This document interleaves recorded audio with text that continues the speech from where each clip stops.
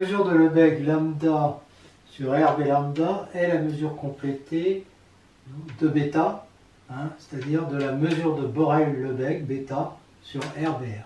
En effet, B lambda c'est l'ensemble des B union N, où B appartient à BR et N est négligeable, c'est-à-dire qu'il existe X appartenant à BR, vérifiant bêta X égale 0 et N inclus dans X.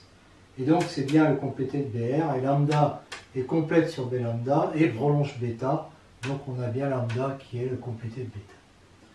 Soit deux espaces mesurés, leur mesure produit, alors on a ça.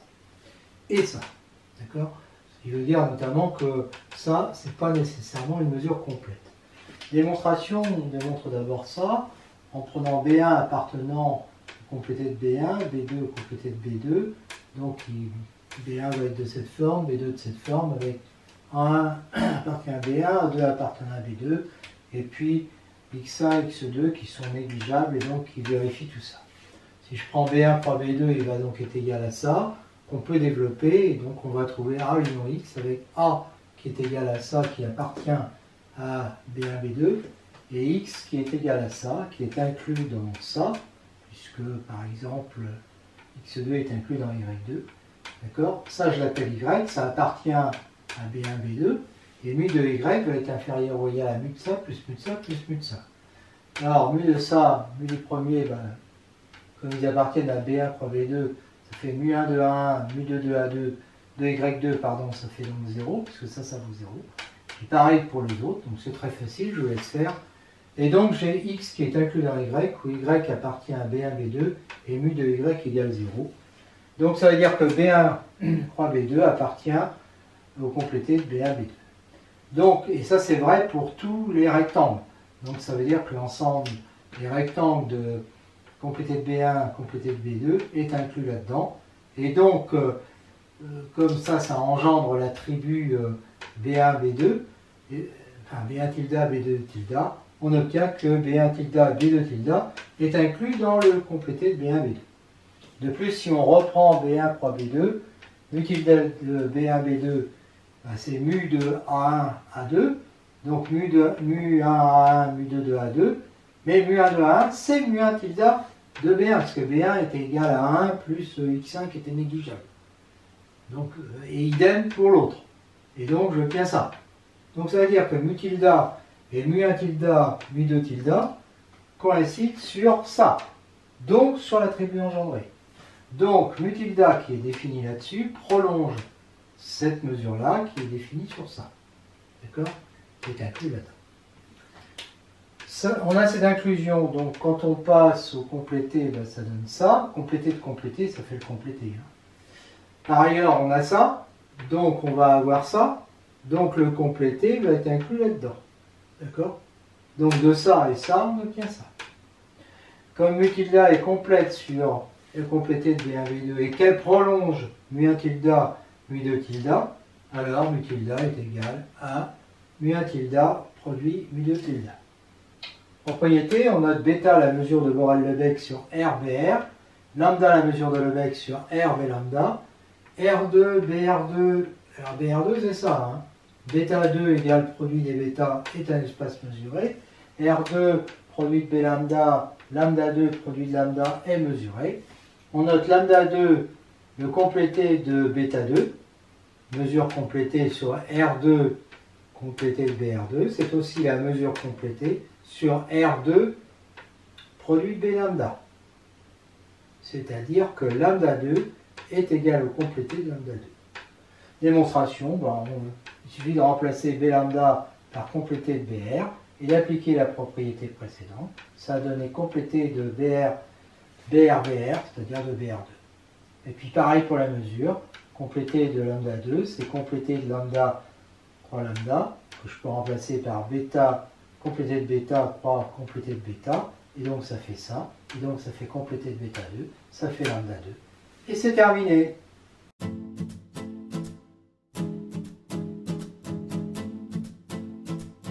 Plus généralement, si n appartient à une étoile, on rappelle que BRN est égal au produit des BR, de 1 à n. La mesure sur R puissance n BR puissance n, c'est bêta puissance n égale le produit des bêtas. On note bêta, hein, c'est la mesure de Borel-Lebesgue sur BR. On note lambda n, la mesure complétée de bêta puissance n sur Rn, complétée de Brn. Et on note B lambda n, le complété de Brn. Alors, B lambda n est égal au complété du produit de AN des B lambda. Et lambda n est égal au complété du produit des mesures lambda, c'est-à-dire de lambda puissance n. Bon, c'est évident à l'ordre 1 et 2, puisqu'on l'a démontré à l'ordre 2. Supposons que le résultat soit vrai à l'ordre n. B lambda n est donc égal à ça, et lambda n est égal à ça. B lambda n, le complété de B lambda n, B lambda va être égal au complété du complété de Brn produit avec le complété de BR, et donc ça va nous faire le complété de Brn croix BR, c'est-à-dire de Brn plus 1, donc B lambda n plus 1. Et B lambda n, le complété de B lambda n croix B lambda, c'est le complété de ça, alors ça c'est l'hypothèse de récurrence, hein, croix B lambda bar, complété de B lambda, parce que le complété de B lambda c'est évidemment B lambda. Donc ça va nous faire ça. Et donc ça va nous faire ça. D'accord? Donc de ces deux lignes-là, on en déduit que B lambda n plus 1 est égal au complété du produit de 1 n plus 1 de B lambda.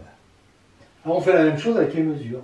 C'est-à-dire on prend complété de lambda n lambda, c'est complété du complété de bêta n, le produit complété de bêta, d'accord, puisque lambda c'est le complété de bêta, et donc ça fait le complété de bêta n produit bêta, donc de bêta n plus 1, et ça c'est lambda n plus 1. Mais en même temps, ça, hypothèse de récurrence, ça fait ça, d'accord, et donc ça va faire complété de ça croix ça, c'est-à-dire complété de ça. Donc, complété de lambda n plus 1, le résultat est vrai à l'ordre n plus 1, donc d'après le théorème de récurrence, toujours vrai. Donc la conclusion de tout ça, c'est que l'espace mesuré Rn complété de Brn lambda n, puisque lambda n c'est la mesure qui complète là-dessus, est égal à Rn B lambda n, c'est-à-dire Rn complété du produit des B lambda et complété du produit des mesures lambda. Si PQ appartient à n étoile et que n est égal à P plus Q, alors B lambda n est égal à complété de B lambda P croix B lambda Q, et lambda n est égal à complété de lambda P produit lambda Q. La démonstration est identique, hein. Complété de B lambda P, B lambda Q, c'est complété de ça, d'après ce qu'on a démontré avant, d'accord? Et donc c'est complété de ça, c'est-à-dire de ça, et donc ça fait B lambda n. Et pour les mesures, c'est exactement le même résultat, hein. Complété de ce produit de mesure croix complété de ce produit de mesure, et donc ça fait complété de ça, donc de ça, puisque n est égal à P plus Q. Donc ça fait lambda n. Voilà. Et puis la conclusion, c'est que l'espace mesuré Rn B lambda n, il est égal à l'espace mesuré Rn. En fait, c'est le complété de l'espace Rn B lambda P croix B lambda Q, lambda P croix lambda Q. C'est son complété. De la même façon qu'ici,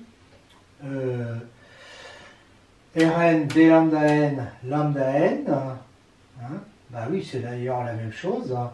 C'est quoi? C'est le complété de Rn produit de ça avec cette mesure-là. Voilà. La mesure de Lebesgue lambda n sur Rn B lambda n est invariante par translation. Alors B lambda n, c'est le produit des B lambda. Démonstration d'abord sur Brn. Bon, c'est vrai évidemment pour n égale 1, puisque lambda est égal à lambda. Supposons que ce soit vrai à l'ordre n-1 avec n supérieur ou égal à 2, prenant x0 appartenant à Rn, donc de cette forme, soit B appartenant à BRn, phi x0, cette application-là, translation continue, donc mesurable. De même, phi moins x0 mesurable, et évidemment, phi x0, c'est la réciproque de phi moins x0.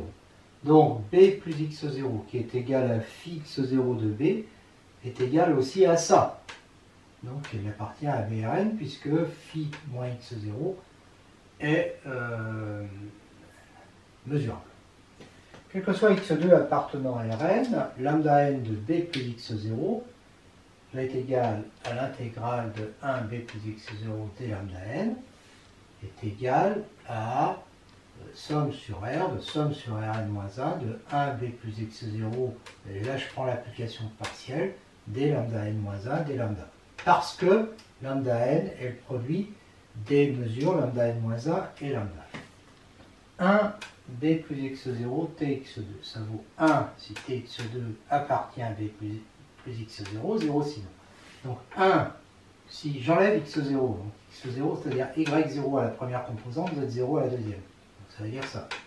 Donc c'est 1b t moins y0, x2 moins z0. T c'est la variable. Et comme lambda n-1 est invariante par translation, la somme sur Rn-1 de 1b plus x0 point x2 d lambda n-1 qui est égal à somme de 1b t moins y0 x2 moins z0 d lambda n-1 là par rapport à t. Comme c'est invariant par translation, je rajoute y0 et ça fait ça. Donc ça fait en fait lambda n-1 de b point x2 moins z0. Donc lambda n-1 de b point x2 parce que lambda n-1 est invariant par translation. Donc ça qui était égal à ça, va se retrouver égal à ça.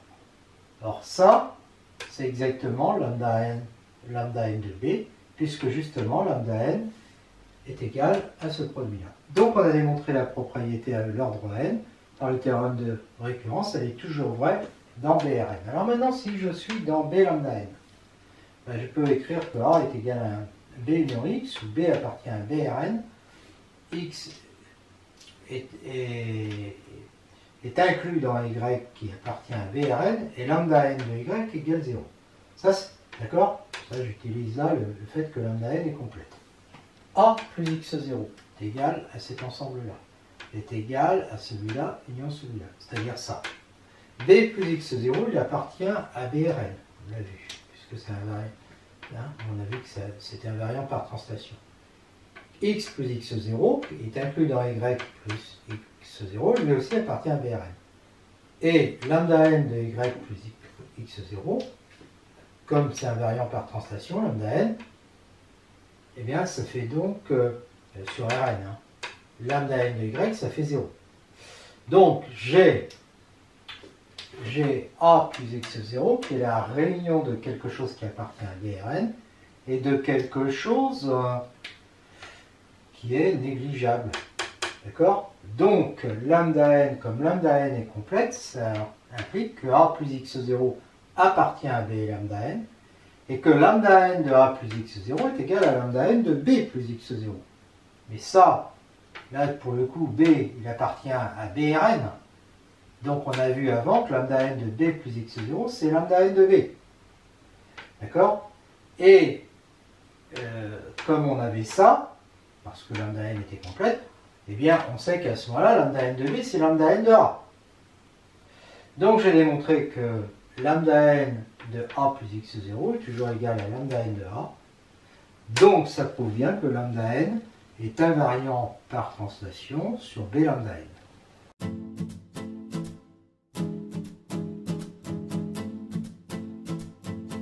Alors, on se place dans R puissance n, muni de la tribu B lambda n, où lambda n est la mesure de Lebesgue. X, si x appartient à B lambda n, alors lambda n de x est égal à l'inf des lambda n de u, quand u appartient à delta, où delta est l'ensemble des ouverts de Rn qui contiennent x. C'est la même propriété qu'on a déjà démontrée dans le cas n égale 1, c'est-à-dire avec mesure de Lebesgue lambda sur R. Et c'est la même démonstration, donc je vais aller très vite. Si U appartient à delta, ben on a ça. Où P, alors j'ai noté P l'ensemble des pavés de Rn. Lambda n de x, c'est l'un des sommes, ça je l'ai déjà démontré, sur K des lambda PK, PK appartenant à P, x inclus dans l'union des PK, donc quel que soit epsilon positif, on a une suite, vérifions ça. U égale l'union des IK est un ouvert qui contient X, et U appartient à delta, lambda n de U est inférieur ou égal à ça, donc à ça.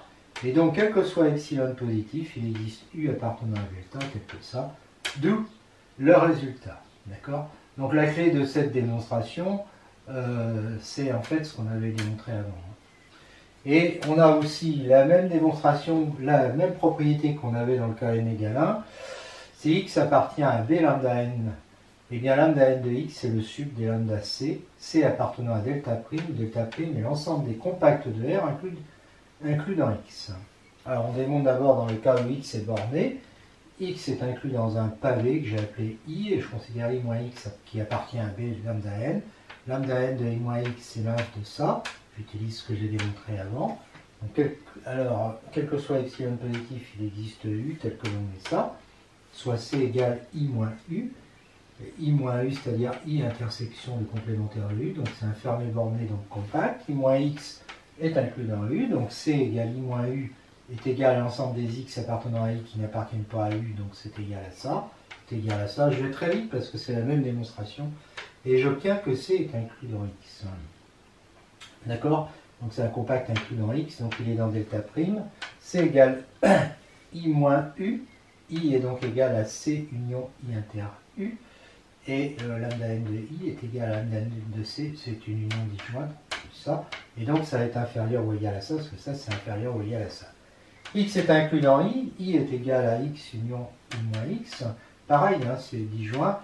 Alors là, je vais faire des soustractions, il n'y a aucun problème parce que x est borné, hein, donc toutes les mesures ici sont finies. Hein. Là aussi, c'est fini, donc tout est fini. Et donc, je vous laisse vérifier parce que c'est le même cas que pour n égale 1, donc ça n'a pas trop intérêt d'insister, hein, je l'ai déjà fait. Donc ça fait ça, ça, et puis j'obtiens ça. Donc, quel que soit epsilon positif, il existe un compact appartenant à delta prime, tel que lambda n de x est inférieur ou égal à lambda n de c plus epsilon. Tout le résultat ici, x est non borné. Eh bien, on écrit xk égale soit xk égale x intersection de 1 à n de moins k à k, et donc on se ramène au k borné x. C'est une suite croissante de v lambda n, et lambda n de x est égal à sup des lambda n de xk, quel que soit epsilon positif, comme c'est le sup, il existe n tel que k supérieur ou égal à n implique ça.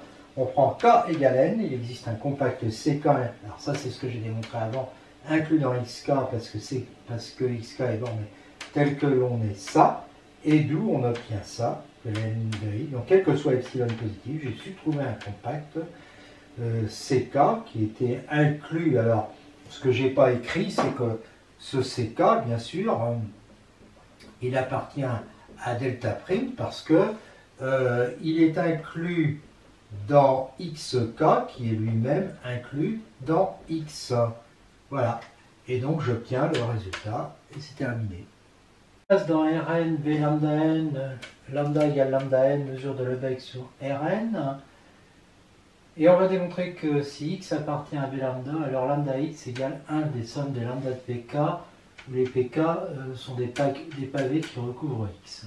P c'est l'ensemble de ces pavés. Démonstration, on va d'abord démontrer que lambda étoile de x définie comme ça pour tout x appartenant à v lambda est une mesure sur v lambda. Alors vide est évidemment inclus là-dedans, la mesure de ce truc-là que j'appelle IK, ben c'est 1 sur K à la puissance n, ça tend vers 0 quand K tend vers plus l'infini. Là, c'est produit, c'est pas produit pour K égale à n, hein, c'est le produit des intervalles comme ça. Donc ça veut bien dire que lambda étoile de vide est égal à 0. Soit xk, une famille disjointe de b lambda, x égale l'union des xk, et on veut démontrer ça. Alors on remarque que si x, y appartient à b lambda et que x est inclus dans y, le recouvrement de y par une suite pk de p est un recouvrement de x, et donc lambda étoile de x va être inférieur ou égal à lambda étoile de y. S'il existe un cas là-dedans tel que lambda étoile de xk est égal à plus l'infini, alors comme xk est inclus dans x, lambda étoile de x va être inférieur ou égal à lambda étoile de... Non, lambda étoile de x va être égal à plus l'infini parce que lambda étoile de xk qui vaut plus l'infini est inférieur ou égal à lambda étoile de x. Donc dans ce cas-là, comme les deux sont égaux à l'infini, ben on a bien l'égalité. Donc on suppose maintenant que lambda étoile de xk appartient à R+, quel que soit k appartenant à n. Ce qu'on veut démontrer, c'est que quel que soit epsilon positif, il existe une suite AI de P telle que x est inclus dans l'union des AI et telle que l'on ait ça. Comme ça, ça voudra bien dire que lambda étoile de x est égal à ça. Quel que soit le cas, on sait qu'il existe une suite AIK de P telle que xk est inclus dans l'union des AIK, donc l'union pour i, avec lambda étoile de xk, inférieur ou égal à ça, inférieur à ça plus epsilon sur 2 puissance k plus 1. Donc x est inclus dans cette réunion, qui est une réunion dénombrable de pavés, et la somme pour k des lambda étoile de xk est inférieure ou égale à cette somme-là, est inférieure ou égale à cette somme-là, plus cette somme-là. Cette somme-là, ça fait epsilon. D'accord?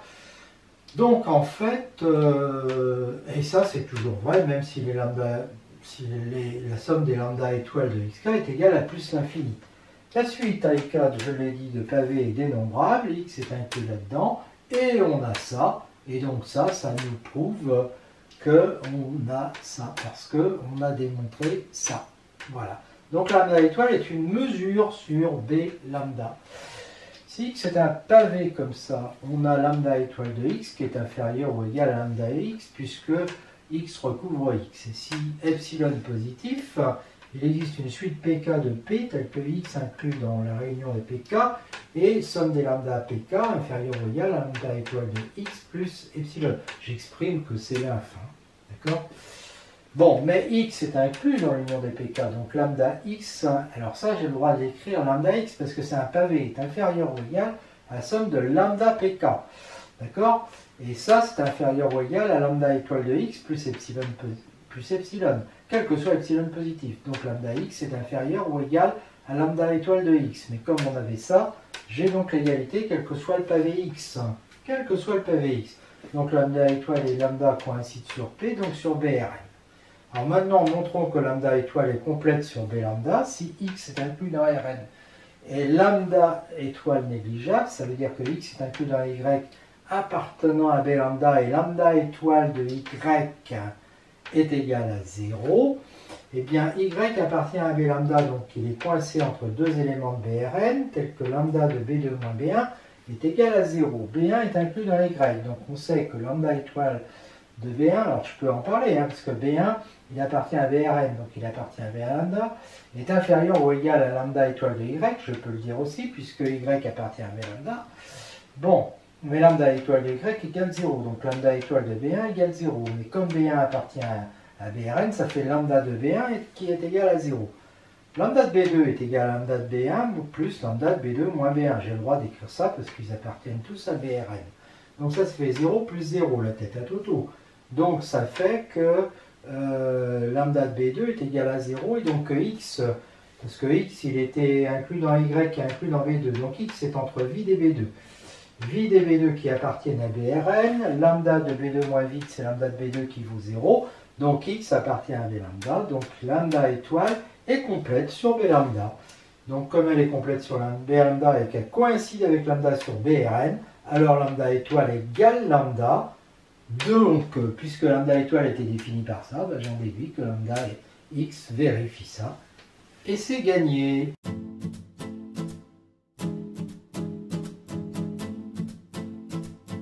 On se place dans l'espace R puissance n, muni de la tribu de Lebesgue et de la mesure de Lebesgue, et on considère un pavé borné de R puissance n qui peut être ouvert, semi-ouvert, ou fermé, peu importe, parce que ça ne change pas la mesure.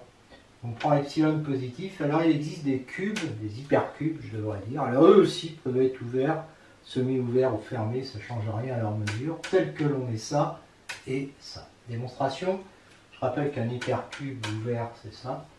Là, je peux supposer donc P demi-ouvert, c'est ce que je vais faire, et par translation, on se ramène à P égale un pavé qui est de cette forme, où I est positif. Donc soit R positif, pour chaque I, on appelle BI la partie entière de I sur R plus 1, qui est positif, et on a ces relations-là. Donc P est inclus dans ce pavé-là, et ce pavé-là est réunion de N pavés, avec N qui est le produit des VK. Pourquoi?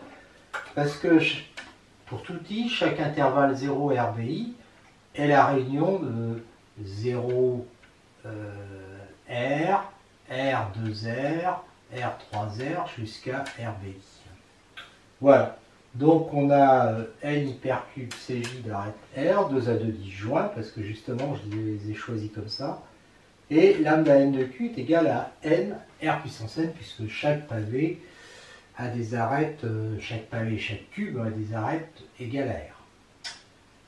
On a ça, donc ça, et ça quand je développe, ça me fait ça. Et là j'ai un polynôme en R qui va tendre vers 0 quand R tend vers plus l'infini. Donc quel que soit epsilon positif, il n'existe ni positif, tel que ça implique ça. Et donc pour ça, je vais avoir ça. Je vous laisse vérifier, c'est évident. Mais comme on a ça, alors on a ça et le résultat. Propriété, si on considère sur le même espace, X, une partie de R va être négligeable. Si et seulement si, quel que soit epsilon positif, il existe une suite PK de pavés qui recouvre X, et donc la somme des mesures est inférieure ou égale à epsilon. Chose qu'on a déjà vue dans le cas n égale 1, mesure de Lebesgue dans R. X est négligeable, ça équivaut à dire que lambda n de X est égal à 0, parce que lambda n est complète, et ça équivaut à dire, c'est quoi lambda n de X? C'est l'inf de ça, d'accord? Donc l'inf de ça est égal à 0. Et dire que l'inf de ça est égal à 0, bah, c'est exactement dire que, quel que soit epsilon positif, il existe une suite telle que ce truc-là soit inférieur à epsilon. Voilà. Et on voit ici qu'on peut remplacer les pavés par des hypercubes. Même résultat avec des hypercubes. Donc dans ce sens-là, on prend epsilon positif, il existe des pavés qui vérifient ça. Pour chaque cas, il existe des hypercubes, c'est ce qu'on avait montré avant, qui vérifient ça. Et donc, et ça, d'accord, et ça, et ça, d'accord. Et maintenant, bah, X, évidemment, qui est inclus dans l'union des PK, mais chaque PK est inclus dans ça, donc ça nous donne ça. X est inclus dans l'union sur K de l'union de J égale 1 à NK DCKJ. Et puis, comme on a ça, comme on a ça et que chacun ici est inférieur ou égal à lambda n de PK, plus epsilon sur 2 puissance K, donc la somme pour K de ces trucs-là va être inférieure ou égale à la somme sur K des lambda n qui est inférieure à epsilon sur 2, plus la somme de K égale 1 à l'infini des epsilon sur 2 puissance K, qui va nous faire aussi epsilon sur 2, donc ça fait epsilon. Et donc la suite de cubes est dénombrable, parce que ça, c'est l'ensemble des KJ ici, il est inclus dans N2. Donc on a une suite dénombrable qui recouvre X et qui vérifie ça. Il n'y a pas de problème de convergence ici, parce qu'on est avec des familles sommables. Et donc, somme sur Kj des lambda n de ces Kj va être inférieure à epsilon. Alors dans l'autre sens, bah, c'est évident, puisque s'il y a des hypercubes et qui vérifient ça, bah, ce sont aussi des pavés, donc c'est bien négligeable. C'est terminé. Remarque que BRN est engendré par l'ensemble B0 des boules ouvertes de Rn, on l'a déjà vu, et par l'ensemble BF des boules fermées de Rn. Quand on a démontré que quel que soit x appartenant à B lambda, lambda x est égal à l'inf des sommes des lambda pk A, où les pk recouvrent A avec pk appartenant à P, on peut remplacer P. Donc P, là, c'était l'ensemble des pavés de Rn. On peut le remplacer P par l'ensemble que je note comme ça, des boules, enfin on dit des hyperboules ouvertes de Rn, ou par l'ensemble BF des hyperboles fermées de Rn. Car on sait que ces deux ensembles-là engendrent Brn. On considère toujours la même mesure, mais cette fois-ci définie avec BK appartenant à B0 ou BF, hein, et on montre que c'est exactement identique, que lambda étoile est une mesure sur B lambda, qui coïncide avec lambda sur B0, respectivement BF, donc aussi sur BRN, puis on montre que lambda étoile est complète sur B lambda, et comme elle est complète, comme lambda est aussi complète, ben elle coïncide sur B lambda. Voilà, c'est identique comme démonstration. Conclusion, quel que soit x appartenant à B lambda, lambda x est égal à l'inf des sommes des lambda bk de 0 à l'infini quand les unions des bk recouvrent x et que chaque bk appartient à B0. Idem avec BF. Conséquence aussi, si x est une partie de R, x est négligeable. Si et seulement si, quel que soit epsilon positif, il existe une suite bk de B0 telle que x est inclus dans l'union des bk et somme des lambda bk est inférieure ou égale à epsilon. C'est la même démonstration aussi. Et ça équivaut à ça, c'est-à-dire qu'on remplace B0 par BF.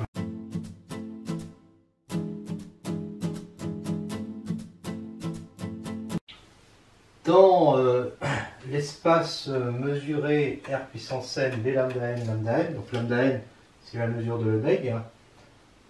On considère une homothétie de centre oméga de rapport K différent de 0.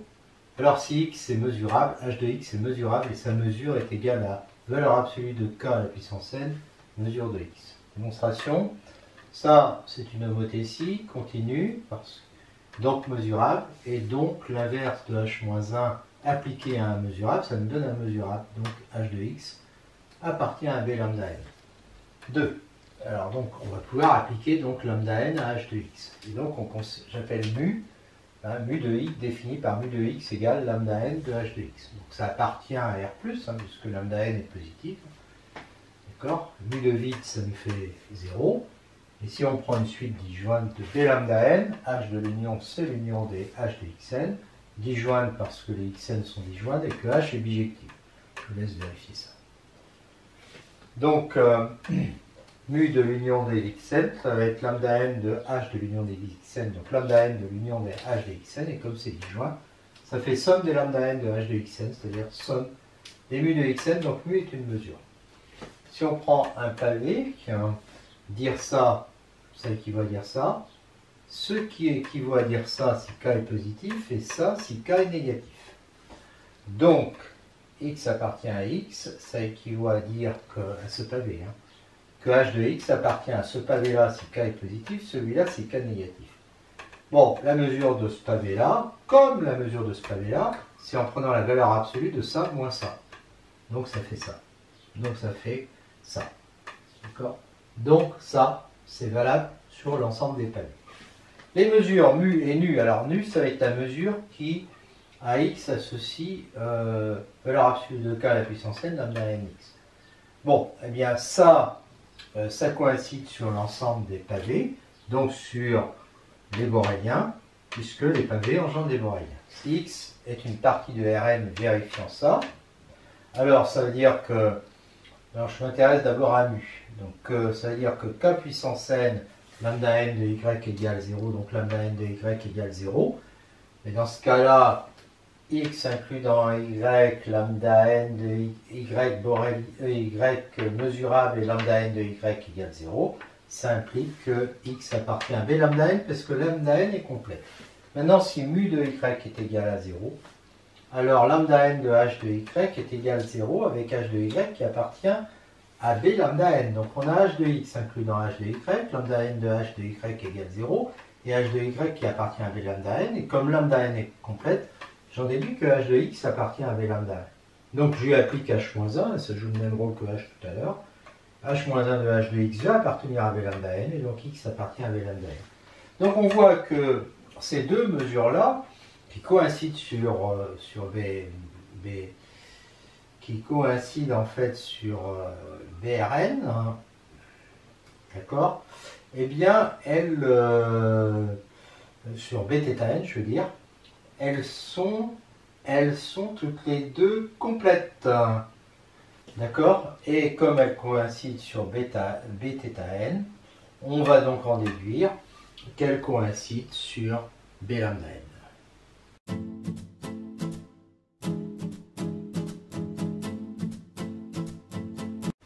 Voyons maintenant le cas des fonctions à valeur dans C. On identifie C et R2 avec la bijection canonique classique qui à x, y associe x plus y.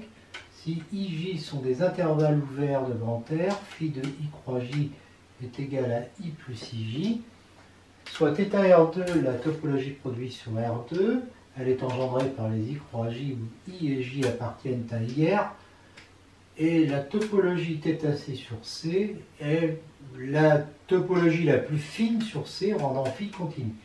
Donc en fait, U appartient à θc équivaut à phi moins 1 de U appartient à θ R2.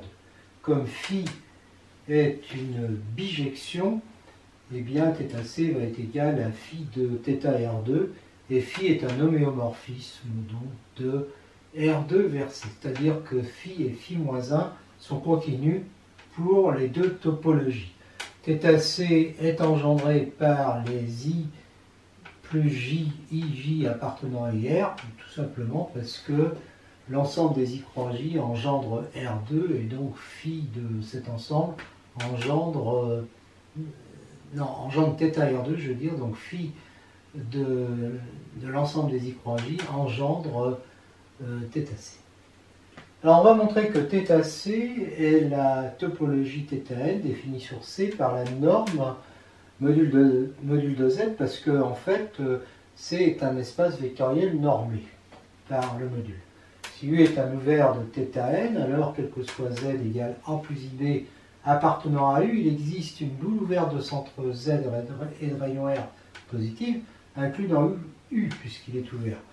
Alors, on va montrer que cet ensemble-là est inclus dans B, parce que si on prend x plus y appartenant à i plus ij, eh bien on a ça, et donc on a x plus y moins z qui nous fait ça, qui est inférieur ou égal à ça, donc inférieur à R. Et donc ça veut dire que i plus i croix j est inclus dans B, et donc ça veut dire... Oui, alors ça veut dire d'abord que Z, oui, ça veut dire en fait que Z appartient à ça, qui est inclus dans B, et donc ça veut dire que, et ça c'est quel que soit Z appartenant à U, donc en fait, U est un ouvert pour θc.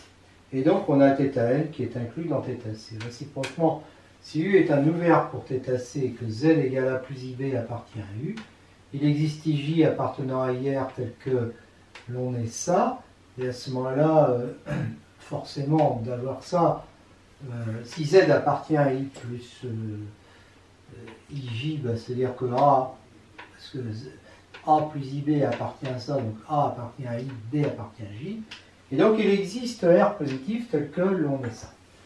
Montrons que la boule de centre Z et de rayon R est inclus dans I plus IJ, c'est facile, parce que si x plus y appartient à cette boule, eh bien on a ça, et donc ça, et donc ça, et donc ça. D'accord ? Donc x plus y appartient à i plus ij, donc la boule est bien inclue dans i plus ij. Quel que soit z appartenant à u, donc u appartient à θn, alors quel que soit u appartenant à θc, donc θc est inclus dans θn. Et comme on avait déjà vu que θn était inclus dans θc, on a l'égalité. Et puis pour ce qui est d'être engendré, comme R, oui on peut rajouter ça, comme R égale I plus I, alors ça je l'ai déjà dit en fait, hein, engendre R2, phi de R, engendre phi de R2 égale θc égale θn.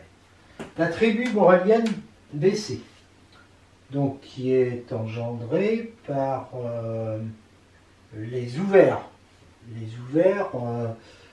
θc, donc associé à θc égale θn, est phi de BR2, c'est-à-dire engendré par les I plus IJ, I et J appartenant à IR.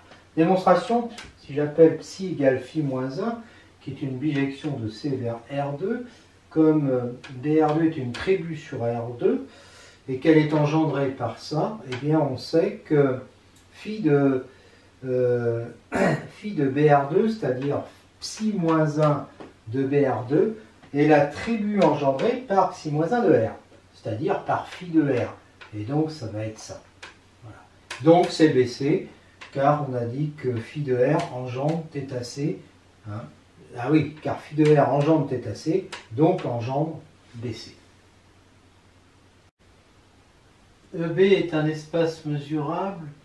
MEBC va désigner l'ensemble des fonctions de E vers C qui sont BE, BC mesurables. Si f est une fonction de E vers C, f appartient à M de EBC, donc est mesurable, si et seulement si la partie réelle et la partie imaginaire appartiennent à MEBR, les fonctions de E vers R. Ça. On a alors module de f appartient à M de EBR+, une fonction de E vers R+. Démonstration, on a ce schéma-là, avec epsilon f qui est égal à ça, je vous laisse vérifier, et epsilon f qui est donc une fonction de E vers R2. Psi, dont on a déjà parlé, hein, une bijection continue, hein, donc mesurable, et donc les deux composantes vont être mesurables. Et si les deux composantes sont mesurables, epsilon f va être mesurable, et donc si je compose par psi moins 1, alors psi moins 1 c'est phi, hein, qui lui aussi est continu, donc BR2, BC mesurable. Donc je vais obtenir que f est mesurable.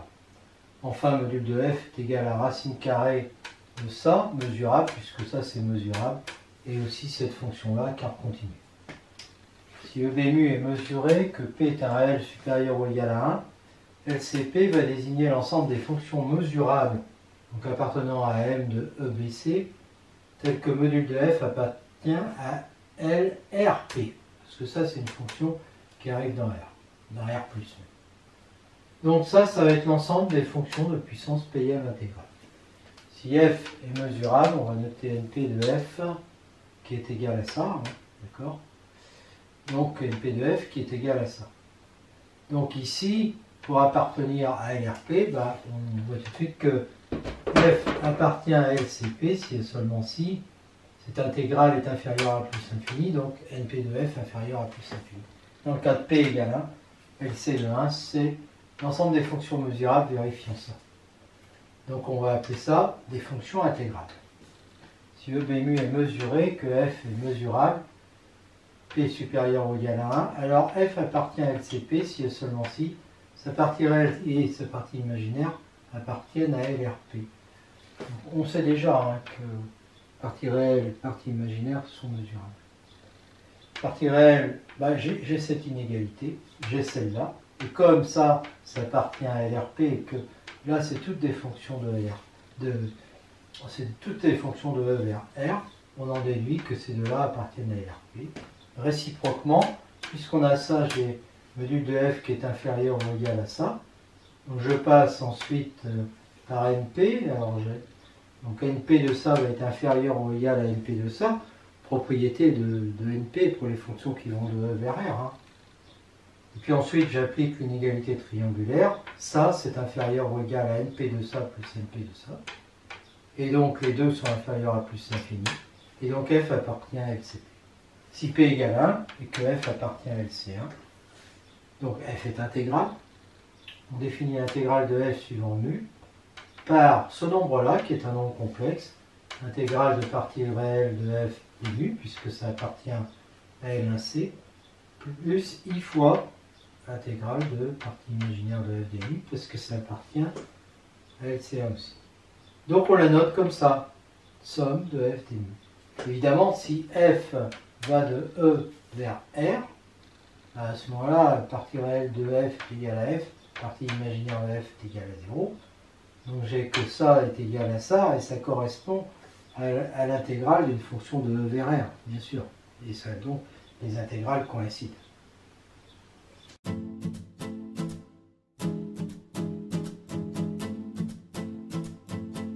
EBmu est un espace mesuré, P un réel supérieur ou égal à 1.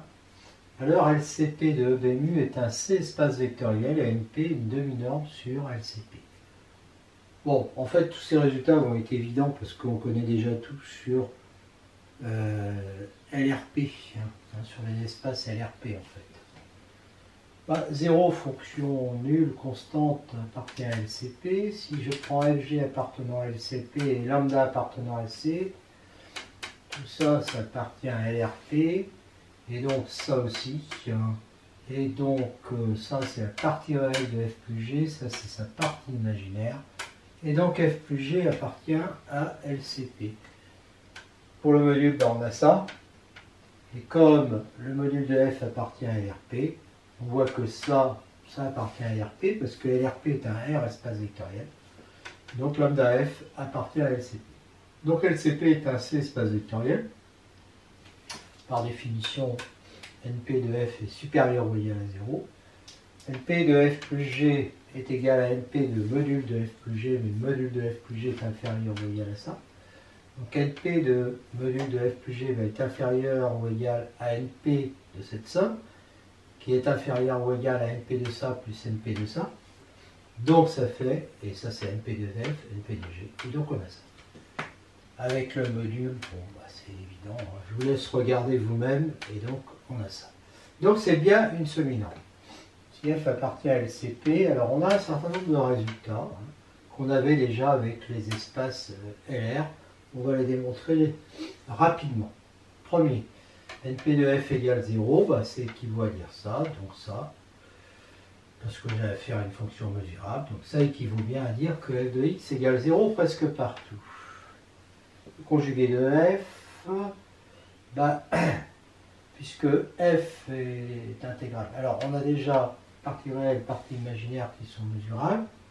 F bar c'est partie réelle de F moins I partie imaginaire de F, donc c'est mesurable aussi. Et le module de F bar est égal à module de F.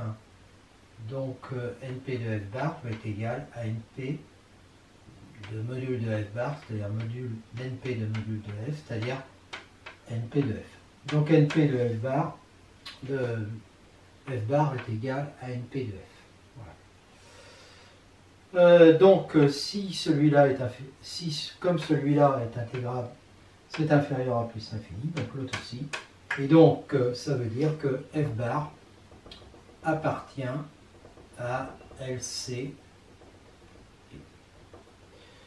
Voilà. Petit 3 et 4, alors petit 3, petit 4, ça vient de la définition, c'est évident. Petit 5, on a déjà ce résultat avec LRP2 et LRP1. Donc là, F appartient à LCP2, ça implique que le module appartient à LRP2, qui est inclus dans LRP1, et donc F appartient à LCP1. Donc on a bien LCP2 qui est inclus dans LCP1. Le petit 6, FG intégral, f de x égale g de x presque partout. Eh bien, l'intégrale de f, c'est ça. F de x égale g de x presque partout. Donc la fonction f moins g est nulle presque partout. Et donc sa partie réelle est nulle. Partie imaginaire aussi, presque partout. Donc partie réelle de f égale partie réelle de g presque partout. Et partie imaginaire aussi. Donc, quand je fais partie réelle de f des mu, ça va être égal, donc partie réelle de f des mu va être égale à partie réelle de g des mu. Bah oui. Et partie, puisqu'elles sont égales presque partout. Et partie imaginaire de f des mu va être égale à partie imaginaire de g des mu. Et donc, quand je vais faire ça, plus i fois ça, ça sera pareil que intégrale de partie réelle de g des mu, plus i partie réelle de g des mu, partie imaginaire de g des mu, et donc je vais obtenir intégrale de g des mu. Une remarque, si f appartient à LC1, alors f conjugué appartient à LC1, ça on l'a déjà démontré, c'est en particulier vrai pour P égale 1, mais on l'a démontré dans LCP. Et l'intégrale de f bar des mu va être égal au conjugué de l'intégrale de f des mu. Pourquoi? Parce que f bar des mu, son intégrale, c'est partie réelle de f des mu plus i intégrale de moins imaginaire de f. Mais je sors le moins, ça fait partie réelle de f des mu moins i partie imaginaire de f des mu. Et comme ça, c'est des nombres réels, j'en déduis que c'est égal au conjugué de l'intégrale de f des mu. Une remarque, le théorème de convergence dominée reste vrai, mais évidemment avec l'espace LCP. Donc si EB mu est mesuré, que P est un réel supérieur ou égal à 1, que Fn est une suite de LCP qui converge mu presque partout vers F appartenant, enfin mesurable pour C, donc appartenant à M, EBC, puisque F va de E vers C, les Fn vont aussi de E vers C, et tel qu'il existe G appartenant à LRP, tel que module de Fn de x soit inférieur ou égal à G de x presque partout, alors F appartient à LCP, donc Pm de puissance Pm intégrale. NP de Fn moins F tend vers 0, donc c'est une convergence dans LPC. NP de Fn tend vers NPF, et si P est égal à 1, l'intégrale de Fn des mu tend vers l'intégrale de F des mu. Démonstration, la partie réelle de Fn tend presque partout vers la partie réelle de F, puisque Fn tend presque partout vers F, et on a la même chose avec la partie imaginaire. Comme F est mesurable, on sait que les parties réelles de F et de l'image de F sont mesurables, et on sait que partie réelle de Fn de x, qui est inférieure ou égale à module de Fn de x, va être inférieure ou égale à G de x presque partout. Donc d'après le théorème de convergence dominée, partie réelle de f appartient à LCP, NP de partie réelle de Fn moins partie réelle de f tend vers 0, NP de partie réelle de Fn tend vers NP de partie réelle de f. Idem pour les parties imaginaires. Donc comme partie réelle est intégrable et puissance Pm intégrable, idem pour partie imaginaire, f appartient donc à LCP. NP de Fn moins f, c'est NP de ça, d'accord, que je peux rendre inférieur à NP de ça plus NP de ça, et comme ça tend vers 0. Et ça aussi, NP de Fn moins f tend vers 0. D'autre part, module de Fn converge presque partout vers module de f, les modules de Fn appartiennent à LCP, le module de f est mesurable, et les Fn, oui alors là c'est même LRP, je me trompe, c'est LRP. Module de Fn de x est inférieur ou égal à G de x mu presque partout, donc on peut appliquer le théorème de convergence dominée et dire que NP de valeur de module de Fn tend vers NP de module de f dans LRP. Donc ça nous dit exactement que NP de Fn tend vers NP de f dans LCP. Et si P est égal à 1, partie réelle de Fn, donc tout ça j'applique le théorème de convergence dominée de Lebesgue dans le cas où des fonctions à valeur réelle. Donc on a ça, donc on va avoir ça qui tend vers ça, et donc on va avoir l'intégrale de Fn des mu qui tend vers l'intégrale de f des mu. Linéarité de l'intégrale, EB mu toujours mesuré, Fg appartenant à LC1, lambda appartenant à LC. Alors on sait que f plus g appartient à LC1 puisqu'il c'est un espace vectoriel. Et bien ce qu'on ne sait pas, et là on le dit, c'est que l'intégrale de f plus g est égale à l'intégrale de f plus l'intégrale de g. On sait aussi que lambda f appartient à LC1 et on a l'intégrale de lambda f qui est égale à lambda intégrale de f. Démonstration, bon, pour la somme c'est évident, donc on applique la définition, on sépare les parties en deux parties réelles, deux parties imaginaires, et puis on a ça qui correspond à la somme de f des mu, et puis ça qui correspond à la somme de g. Alors un peu plus délicat pour la deuxième, lambda on l'écrit a plus ib ou a et b à partenaire, donc les parties réelles imaginaires. Et donc on remplace lambda f.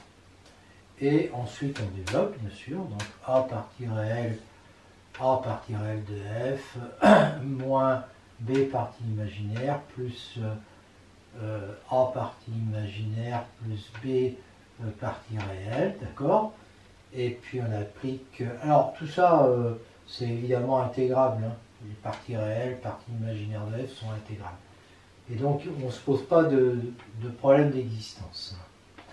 Donc ça va faire, on regroupe, on utilise les linéarités des intégrales dans LR1, et donc ça fait somme de A partie réelle de f moins somme de moins b partie, oui, donc pour le moment, je sépare en deux intégrales pour le moment.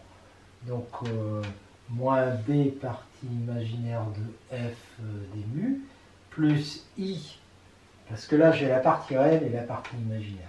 Donc intégrale de ça, plus i fois l'intégrale de ça. Et là, je vais sortir évidemment le a de cette intégrale, puisque j'ai le droit.